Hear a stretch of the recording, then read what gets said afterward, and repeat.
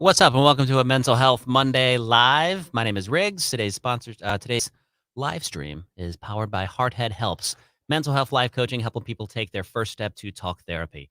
Today, I'm excited to have a guest on that I've kind of been following on social media for a while. Saw him on the news not too long ago. Carson Molle is his name, and we'll be speaking with him about his experience. Carson is a survivor of suicide. So I need to let you know before we watch all this that if that kind of stuff is sensitive to you or triggering for you, you should just be aware of it, that there will be some discussion about suicide in today's show. Now, let's bring him on the stream. There he is. What up, Carson? How are you? I'm great. How are you? Fantastic. Now, you go to college, correct? Because you're in a dorm room. I noticed that we both look like we're in basements. Yeah, You know? yeah. So, where do you go to school at? I'm currently a freshman at the University of Wisconsin Oshkosh. Awesome. Yeah. Now, how old are you now, by the way? 18, almost 19. Okay. Um, Yeah. so, tell us a little bit about yourself, kind of like how you got to where you are today, Yeah. and just for people that may not know you, just a little, like, I guess, a bio about who you are. Yeah. So as you said earlier, I mean, obviously my name is Carson Molle. I'm a suicide survivor, and that's the main reason that I'm here to talk today. So that's a pretty big part of who I am today. Like you said, like I said, I'm 18 years old. I actually attempted suicide when I was 14. So it's been over 4 years now, almost five. Just a little bit about me. I'm studying computer science at Oshkosh. I'm a tech guy. I'm a tech nerd. I like to work out. I like football. Basically all sports, and I'm a big, DC Comics fan. I like Batman, Superman, The Flash, all of that. So that's just a little bit about me. Yeah. So, you're 14 years old when you made your attempt on your life. Yep. What was going on before that? Like, did you have some issues before that that you kind of knew about? Were you vocal with that with your parents at all, or did you kind of internalize things leading up to everything? Yeah, I definitely internalize things a lot. I mean, we talk about it a lot that I really didn't show any signs of mental illness before I attempted suicide. I mean, first of all, I had very little education about mental health. Like, I was not educated on, depression or anxiety or any of that. Like, I didn't know much about it at all. And looking back at it, I was absolutely suffering from some of those things, but I just didn't have the resources or the education to know that I was suffering from it, let alone tell someone that I was suffering from it. So most of the things that I was dealing with were related to like pressure and trying to live up to an image of perfection that is unattainable for anyone really, especially a 14-year-old. And a lot of people want to be perfect. They want to live up to these expectations, and they want to be good for their friends. They want to be good for their family. They want to be good at sports and that kind of thing. And when you have these expectations on yourself, obviously you're not going to be able to live up to all of them. Right. And that was the case with me. And because of that, I had residual effects like being depressed or being anxious. Being upset that I couldn't do this, or being anxious about what I was going to have to try and do.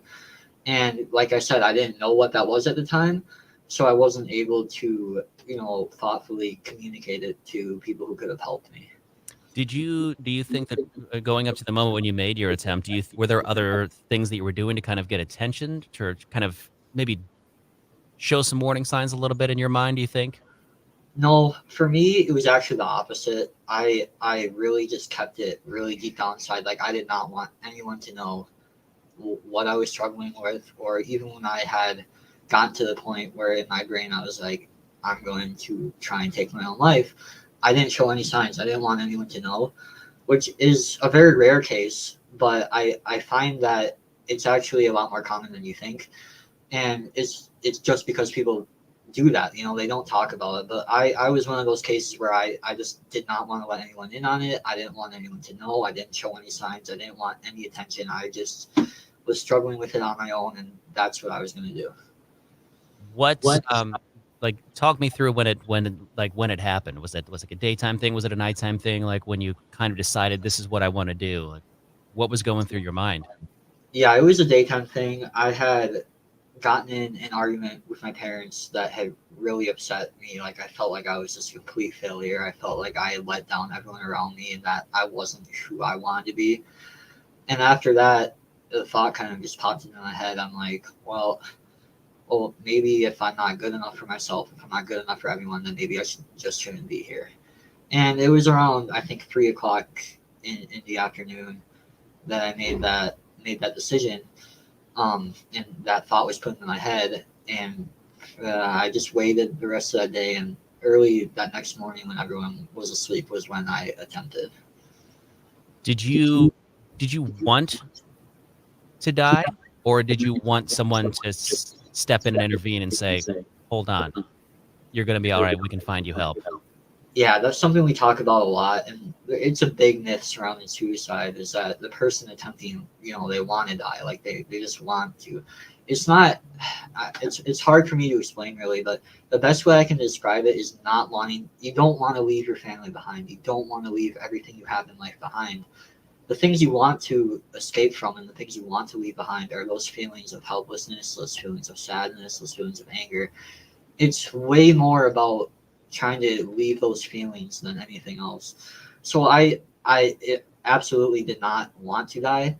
If someone would have known what I was going through, and if someone would have been able to talk to me, or if I would have known that someone was going through the same thing that I was, I absolutely would have taken that opportunity.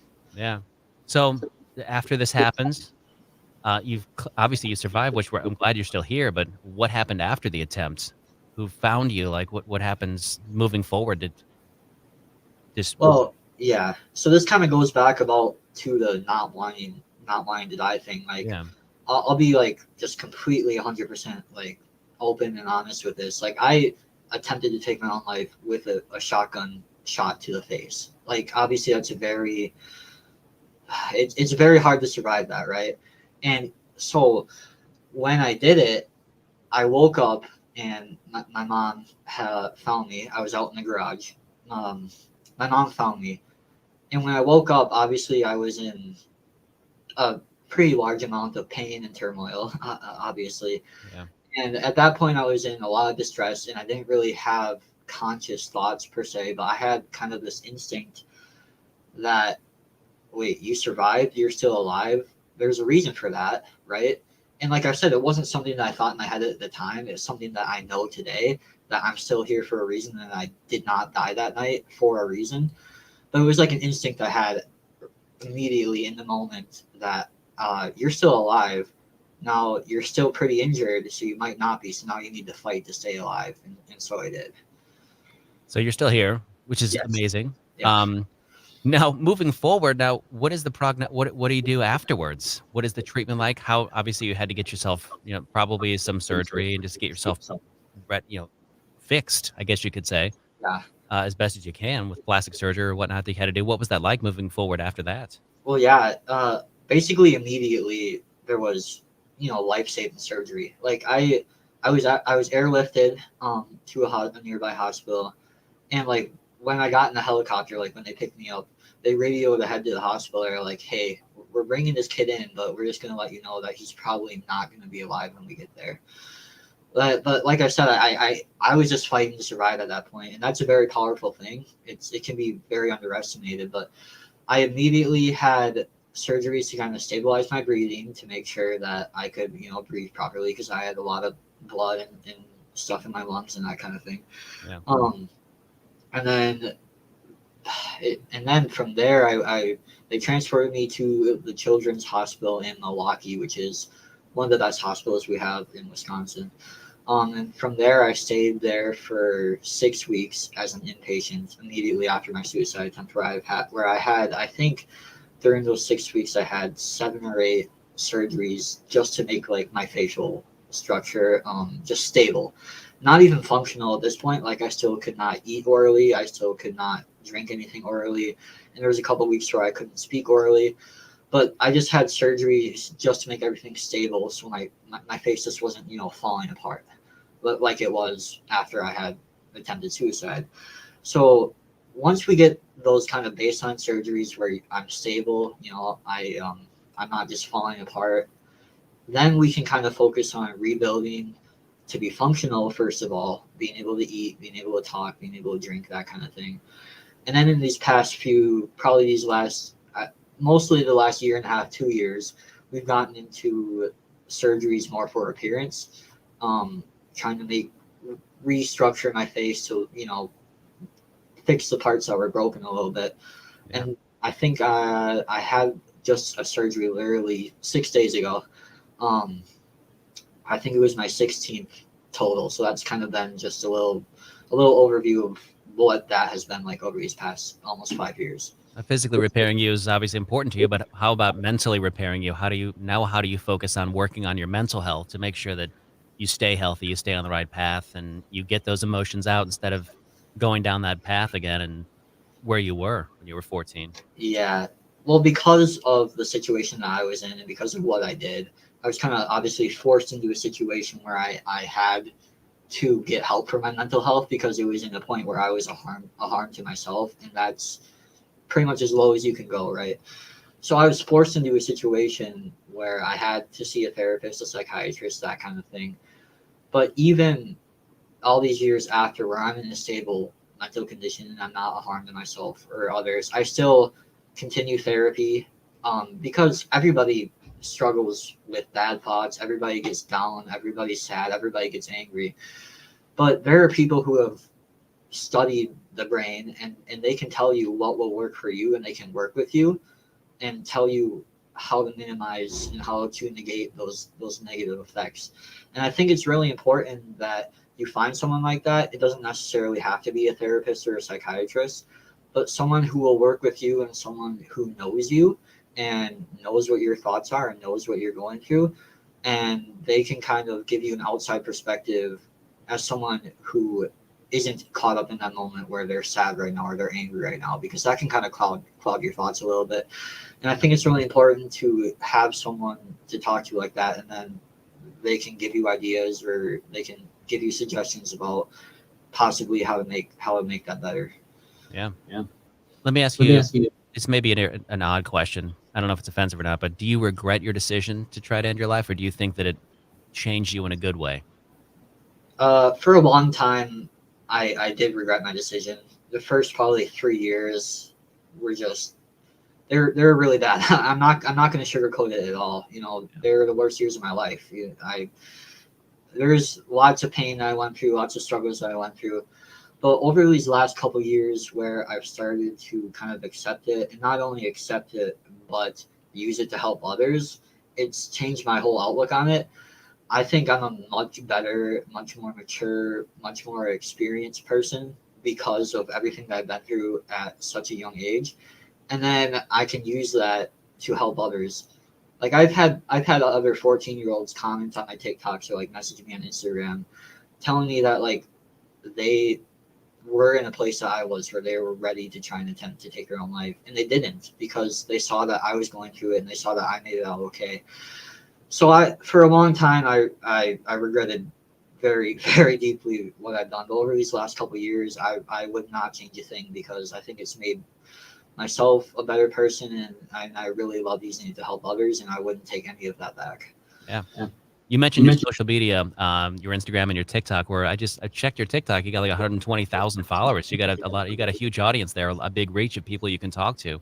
Yeah. And I noticed some of your videos were flagged for sensitive content. And I've always wondered why platforms like TikTok will flag videos where you mention suicide. What kind of videos of yours are getting flagged? It looked like a couple where you were sharing your story. What's your experience been with that? Trying to share your story and having it almost flagged a little bit with people. Yeah, a lot of my videos that I have flagged have been because of that. Like, I don't cuss in any of my videos. I don't have any inappropriate content in any of my videos. So it's not any of that. I think maybe the point that they're getting to is if you talk about suicide, then it'll put the thought, like the idea, into the heads of people. But I think people are already very aware of what it is, and I think I would actually argue the opposite, that the more you know about it, the less likely you are to go down that road. Because, like I stated earlier, if I had known half of what I know now about mental health, or if I had just known someone like me who was going through those things and had gotten to the other side, like it would have stopped me from attempting to take my own life. And there are a lot of people who make the argument that if you talk about it and like you talk about suicide, then it's just gonna like make it more widespread and it's going to put the idea into people's heads. But like I said, I would absolutely argue the complete opposite of that. No, it's been proven through research that by asking someone about suicide, it's part of it's crisis management 101. If you by asking someone about suicide, you're forcing them to confront that and then say, "Wow, am I?" Do you think if someone would have asked you 20 minutes before you took your life, if you were thinking about suicide, what would you have said? I at that point I would have probably just broken down and I would have talked about everything. If anyone knew what was going on in my mind and what I was had made up my mind to do, and they would have asked me about it 20 minutes before, I wouldn't have done it. I would have broken down and I just would have let it all out, and that's Yeah. just the truth of it. Did you ever think about resources like they're always putting out the National Suicide Prevention Lifeline, the Crisis Text Line? Did those ever cross your mind at any point? Or was I honestly wasn't even aware of those when I was 14 years old, and that's why through a lot of my social media and a lot of the work I do is I make sure that my audience knows about that. Because I wasn't even aware that that was a thing that I could do. I didn't know I could call a number and I could talk to someone. I didn't know I could text a number and someone would talk me through it. I had honestly was just completely unaware of it. yeah.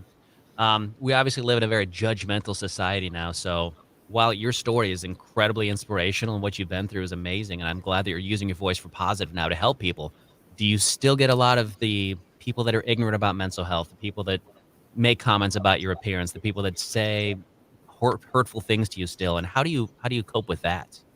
Yeah, absolutely. You're always gonna have people who are going to say negative things. Like I've been brought down a good bit by people who have said some bad things about me. Obviously, like people often make comments about my appearance and that kind of thing, and also just negative talk about mental health. But one thing that really helps me with that is when someone leaves like a negative comment on my TikTok, there will be like 20 replies to that comment just saying like, "Hey man, just like knock it off." Like this guy's putting out positive content onto into the world, and if you want to go be negative at someone who's trying to bring others down. But I'm just posting positive content. I'm trying to bring other people up. I'm trying to save lives. I'm trying to make people more aware of mental health. And I think the majority of the people who see my videos realize that, and they're willing to accept accept my point of view and kind of agree with me that this needs to be talked about more. And then from there, they're also able to kind of stand up for me when we do have those negative people. So you kind of have like an army of people that almost they're there to help you out. They got your Yeah, back. yeah, in a way, yeah. Yeah, that's nice. So what is your message to people moving forward? What's the one people with the one takeaway that you want people to get from your suicide attempt? You've survived, but what's the thing that you want people to take away from that? If you can You part a know, message to them. yeah. It sounds really cliche, and you hear it a lot, and it sounds a little corny, but it's honestly the best analogy that I could find, and that is that there is a light at the end of the tunnel. Because a lot of the times, the people who are in that dark spot where you're angry, you're sad, you're depressed, you're anxious, to the point where you think the best option is to try and take your own life, most of those people who get there, they don't come out the other side, right? And I'm one of the rare people who not only have been there and have come out the other side, but are willing to be open and honest about it. And I can tell you that as someone who's been in that dark spot, who's been in the bottom of that hole, it gets better. It may not be right away. It may not be days. It may not be weeks. It may not be months. It may not be years.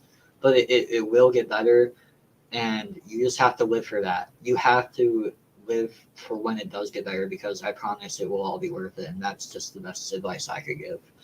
Nice. That's a great message. And I'm glad that you're so open and honest about it. And I appreciate your honesty with us. We've got some nice comments from people saying thank you for sharing your story. Aaron said that as well. Thanks for sharing your story. Yeah, of course. She loved it too. My friend Chris Prohut, who's he works with law enforcement suicide prevention. He said you're an amazing communicator and an inspiration. He's proud of you for making an amazing show of strength and fight for your life immediately after your attempt. Glad you're here. I wish you more good days than bad to you and your family. Thank you. Thank you very much. If you got what kind of support are you getting? What's some of the good stuff that you're getting from maybe from friends or from family or from mental health organizations? What's some of the Yeah. positivity you've been receiving? Well, all my friends and family are very supportive about everything I do. Like I had a short documentary made about me on YouTube last year, and I had all my friends and my family in it, and they're all just so supportive of what I do, and they want to be involved with it too, because my life and my story isn't just about me. It's impacted everyone around me, everyone who I love, and everyone who loves me, and they all have a story too. And I think it's really important that we touch on that because it impacts each and every one of them differently. And they've all been so good about supporting my voice and then finding their own voice and being able to tell their story. That's great. Well, it sounds like what you thought was the end of your life was really the beginning of your life and just a whole new beginning for your life, which is amazing. Absolutely. Nice. Absolutely. Carson Molle, really appreciate your time and all you're doing for mental health and for suicide prevention. I guarantee you're going to save lives with the way that you are so open and honest about your attempts and your life moving forward. So keep kicking butt and keep making it happen in the gym because you're ripped, man. What's your goal in the what's your next goal in the gym? Do you just want to stay fit? Has that kind of been your if you put a lot of your mental health into the gym, is that kind of your outlet now?